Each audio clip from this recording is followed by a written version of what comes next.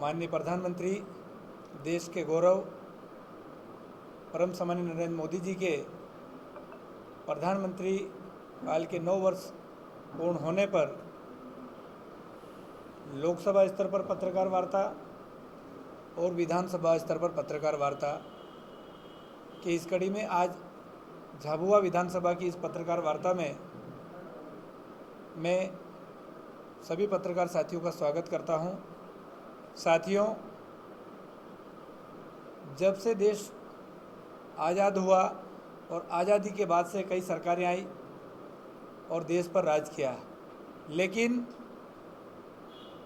हमारे माननीय प्रधानमंत्री नरेंद्र मोदी जी 2014 से जब से देश के प्रधानमंत्री बने, देश के हर वर्ग के विकास के लिए उन्होंने नित नए नियम लागू करके देश के सर्वांगीण विकास में अहम भूमिका निभाई और इस हिंदुस्तान का नाम पूरे विश्व भर में रोशन किया।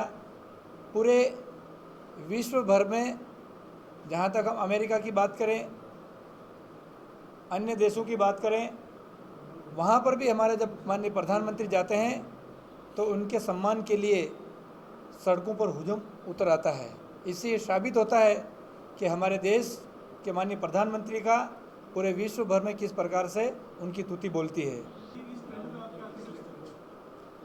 आप देखिएगा उसमें बारीकी से, ये कांग्रेस की एक चाल है।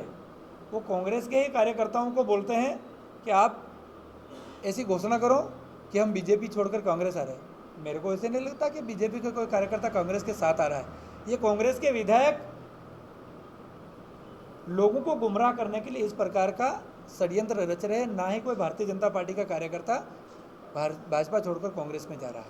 कल एक राणापुर में ब्लॉक कांग्रेस अध्यक्ष पे वसूली का आरोप लगा है, वो क्या कैसे देखते हैं?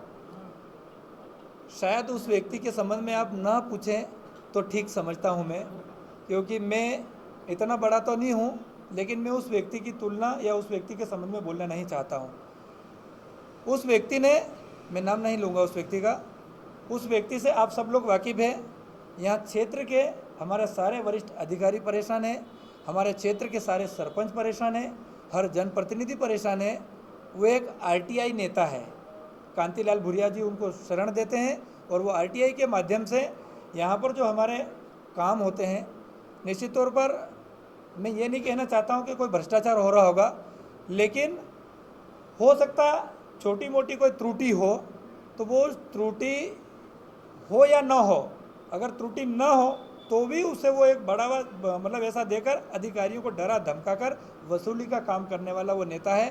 यहाँ पर कई ऐसे काम होना चाहिए थे, उनकी वजह से नहीं हो पा रहे, तो उस नेता की तो मैं क्या बात करूँगा। तो सरकार या प्रशासन कार्रवाई क्यों नहीं करता? अगर वो गलत कर रहा है तो ऐसे व्यक्ति के ऊपर कार्रवाई करके प्रशासन और भारतीय जनता पार्टी अपना बदनामी नहीं चाहती है। वो खुद कांतिलाल भूरिया बताए कि वो व्यक्ति उन्होंने क्यों इस प्रकार का छोड़ रखा है, बसों में जाके वसूली की बात करता है। मैं तो हमारे कार्यकर्ता को मतलब उसकी दाद देना चाहता हूँ।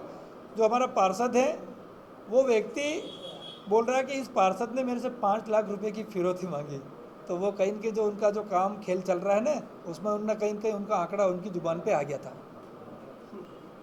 माननीय विधायक कांतिलाल जी भूरिया का मैं सम्मान करता हूं। उनको ये दिखाई दे रहा है कि टंकियां बन रही है, लेकिन उसमें जल कहां से आएगा। मैं कांतिलाल जी भूरिया को आपके माध्यम से पूछना चाहता हूं कि आपको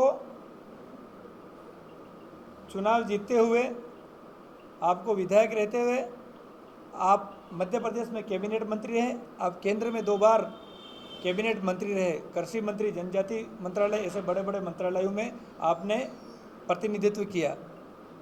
आपने कभी इस क्षेत्र के मतदाताओं को जो आप वोट लेकर जाते हैं, उनके विकास के बारे में, उनको कहाँ से पानी मिलता है, इसके बारे में आपने कभी सोचा?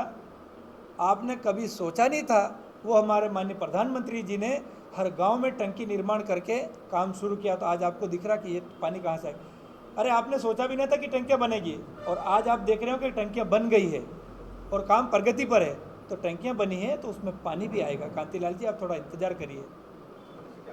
निश्चित तौर पर प्रियंका गांधी का दौरा जबलपुर में होगा, लेकिन उसका असर झाबुआ में होगा। यहाँ झाबुआ में जिस प्रकार से कांग्रेस के तीनों विधायक है और कांग्रेस के तीनों विधायक रहते हुए यहाँ पर जनता के साथ जो चलावा कर रहे हैं, सरकार की योजनाओं को जनता तक पहुँचने नहीं दे रहे हैं, अपनी विधायक निधि वो कहाँ दे रहे हैं, जनता के विकास में कोई रुचि नहीं ले रहे हैं, जरूर यहाँ पर बदलाव होगा। और यहाँ पर जो तीनों कांग्रेस के विधायक हैं उनमें परिवर्तन होकर यहाँ पर तीनों भारतीय जनता पार्टी के विधायक निर्वाचित होंगे। परिवर्तन ये होगा। देखिए, हर व्यक्ति अपनी अलग सोच रखता है, वो स्वतंत्र है, उनको ये बात करना चाहिए।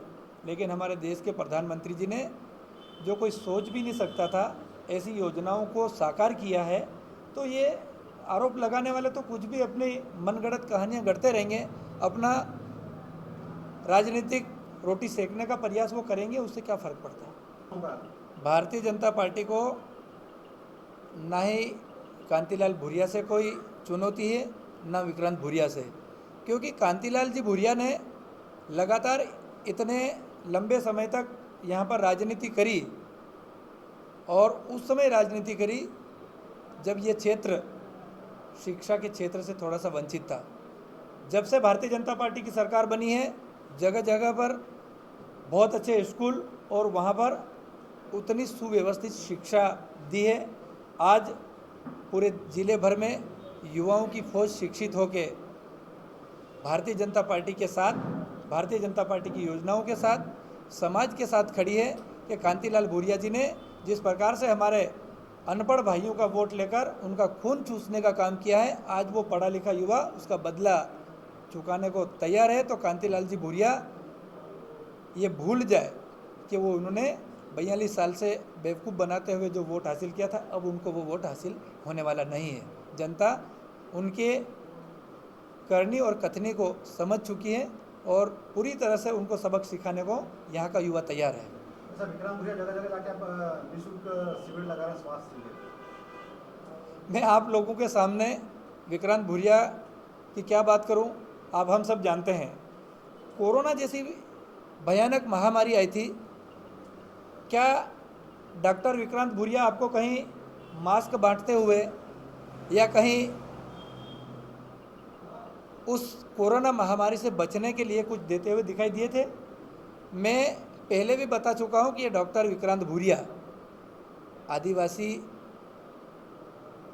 है ही नहीं, आदिवासी है तो नहीं, लेकिन फिर भी उन्हें आदिवासी का हक मारा। एक तो उन्होंने आदिवासी कोटे से MBBS में प्रवेश लिया और उन्होंने जैसे तैसे करके उन्होंने डॉक्टरी हासिल करी और यहाँ जिला अस्पताल में अपनी सेवाएं दे रहे थे। तो अगर वो एक आदिवासी का हक नहीं मारते तो आदिवासी एक डॉक्टर होता और वो सही तरीके से जनता की सेवा करता। जब इतनी महामारी आई उस समय मैं बता दूं, बड़े दुख की बात है कि अगर डॉक्टर विक्रांत भूरिया डॉक्टर है तो अपनी बुआ कलावती भूरिया इस बीमारी की वजह से हम उनको खो चुके हैं। अगर डॉक्टर विक्रांत आज स्वास्थ्य शिविर लगाने के बजाय उस समय थोड़ा सा ध्यान देते तो ऐसा नहीं होता। मैं उनसे ये कहना चाहता हूँ कि ये ढोंग रचना बंद कर दे। आपका इतना बड़ा वरदान हॉस्पिटल आपने झाबुआ में खोल रखा है, लेकिन आपने यहाँ पर कभी किसी मरीज को एक सिर दर्द की गोली मुफ्त में दी है क्या?